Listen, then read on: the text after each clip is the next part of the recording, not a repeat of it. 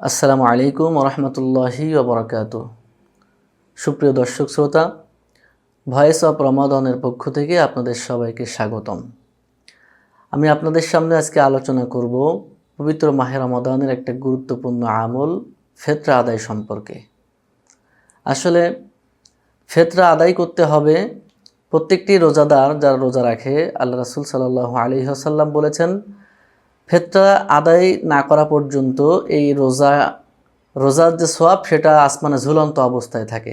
সুতরাং রমাদানের একটা গুরুত্বপূর্ণ আমল হচ্ছে ফিতরা নিজের পক্ষ থেকে এবং পরিবারের সদস্যের পক্ষ থেকে একজনকে আদায় করতে হয়।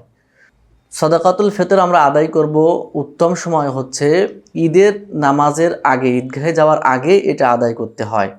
যেহেতু এখন অনেক মানুষ ব্যতিব্যস্ত, যার কারণে রমাদানের ভেতরে আদায় করলেও এটা আদায় হয়ে যাবে, কিন্তু উত্তম হচ্ছে ঈদের নামাজের আগে এটা আদায় করা, 1 নাম্বার। 2 নাম্বার হচ্ছে ফিতরা যেই বস্তু দিয়ে বা যেই জিনিসটা দিয়ে আদায় করা হতো রাসূলের যুগে, সেটা হচ্ছে আমরা কিতাব থেকে দেখেছি যে 5টা জিনিস দিয়ে রাসূলের জামানায় ফিতরা আদায় করা হতো। একটা হচ্ছে গম, যব, আটা, খেজুর এবং পনির। এই 5টা বস্তু দিয়ে ফিতরা আদায় করা হতো রাসূল সাল্লাল্লাহু আলাইহি ওয়াসাল্লামের সময়। তো এখনকার আলেমদের ভেতরে অনেক মতভেদ আছে যে কোনো জিনিস দিয়েই ফিতরা আদায় করতে হবে, অনেকে বলে থাকেন। আবার অনেক ওলামা ইকরামগণ বলেছেন এগুলোর পরিমাণে টাকা দিলেও ফিতরা আদায় হয়ে যাবে ইনশাআল্লাহ। তো একটা জিনিস আমাদেরকে মনে রাখতে হবে, মূলত এই ফিতরাটা আমরা আদায় করব যারা আমরা সামর্থ্যবান আছি, পরিবারের একজন সদস্য পরিবারের সকল সদস্যের পক্ষ থেকে ফিতরাটা আদায় করতে পারবে। সেক্ষেত্রে নবজাতক শিশু যদি হয়, আজকে জন্মগ্রহণ করেছে, তারও ফিতরা পরিবারের যিনি কর্তা তার পক্ষ থেকে আদায় করতে হবে। এই ফিতরা আদায় করতে হবে এবং ফিতরা তাদের দেওয়া যাবে যারা মিসকিন, যারা অসহায়, ঠিকমতো ঈদের আনন্দ ভাগাভাগি করতে পারে না।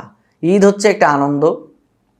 এই ফিতরাটা মূলত রাসূল আকরাম সাল্লাল্লাহু আলাইহি ওয়াসাল্লাম এজন্যই উম্মতের উৎসাহ দিয়েছেন যাতে করে ধনীদের সাথে সাথে একজন গরিব মানুষও যেন ঈদের আনন্দ করতে পারে, ঈদের দিন তার বাড়িতেও যেন ভালো কিছু খাবার আয়োজন করতে পারে। এটা হচ্ছে ফিতরার একটা গুরুত্বপূর্ণ বিষয়। এজন্য আল্লাহ রাসূল সাল্লাল্লাহু আলাইহি ওয়াসাল্লাম ফিতরা দিতে উৎসাহ দিয়েছেন যারা গরিব মানুষ, যারা মিসকিন, যারা ঠিকমতো খাবার কিনতে পারে না, তাদেরকে আমরা এই ফিতরাগুলো দিব। এটা আমাদের সবাইকে মনে রাখতে হবে। আরেকটা বিষয় হচ্ছে, যদি রমাদানে পরিবারের কোনো সদস্য ইন্তেকাল করে, তাদের জন্য ফিতরা দিতে হবে কিনা? না, তাদের জন্য ফিতরা দিতে হবে না। যারা জীবিত সদস্য তাদের জন্যই কিন্তু ফিতরা যার যে মৃত সদস্যের জন্য ফিতরা দিতে হবে এরকম কোনো নিয়ম নাই। সুতরাং আমরা ফিতরা আদায় করব যারা জীবিত সদস্য আছে তাদের পক্ষ থেকে। আপনার বাড়িতে যদি আপনার একজন কাজের মানুষ থাকে, যে আপনার বাড়ির সমস্ত কাজ কামের সব কিছু দেখাশোনা করে, তার ফিতরাও আপনাকে আদায় করতে হবে তার পক্ষ থেকে। তো এই ফিতরা আদায় না করা পর্যন্ত, যেহেতু রমাদানের সওয়াবটা আসমানে ঝুলন্ত অবস্থায় থাকে, সেহেতু আমাদের সবার উচিত হচ্ছে এই যথাসময়ে সঠিক নিয়মে আমরা ফিতরাটা আদায় করব। আমাদের বর্তমান সময়ে আমাদের সমাজে দেখা যায় যে ফিতরা আদায়ের ক্ষেত্রে আমরা সবচেয়ে নিম্ন বস্তুটাই বেছে নিয়ে থাকি। কিন্তু এখানে একটা জিনিস আপনাকে লক্ষ্য করতে হবে, 1 কেজি গম যেই মূল্য, 1 কেজি খেজুর কিন্তু সেই মূল্যের নয়। আবার 1 কেজি কিশমিশ কিন্তু তার চেয়ে আরও বেশি মূল্যের। এক্ষেত্রে আমাদের সবাইকে লক্ষ্য রাখতে হবে, আমরা যারা ধনী মানুষ আছি, যাদের আমাদের সামর্থ্য আছে, তাদের উচিত হলো কিশমিশের হিসাবে বা পনিরের হিসাবে ফিতরাগুলো আদায় করা। আমাদের বর্তমান সময়ে আমরা দেখি যে একটা মধ্যবিত্ত পরিবারের মানুষও ঠিক ওই যে গমের দামে হিসাবে ফিতরা আদায় করে, একজন ধনী মানুষও ঠিক একই কায়দায় ফিতরা আদায় করে থাকেন। না, এটা বাঞ্ছনীয় নয়। আপনার আর্থিক সক্ষমতা অনুযায়ী আপনি কিশমিশের দামে ফিতরা আদায় করতে পারেন।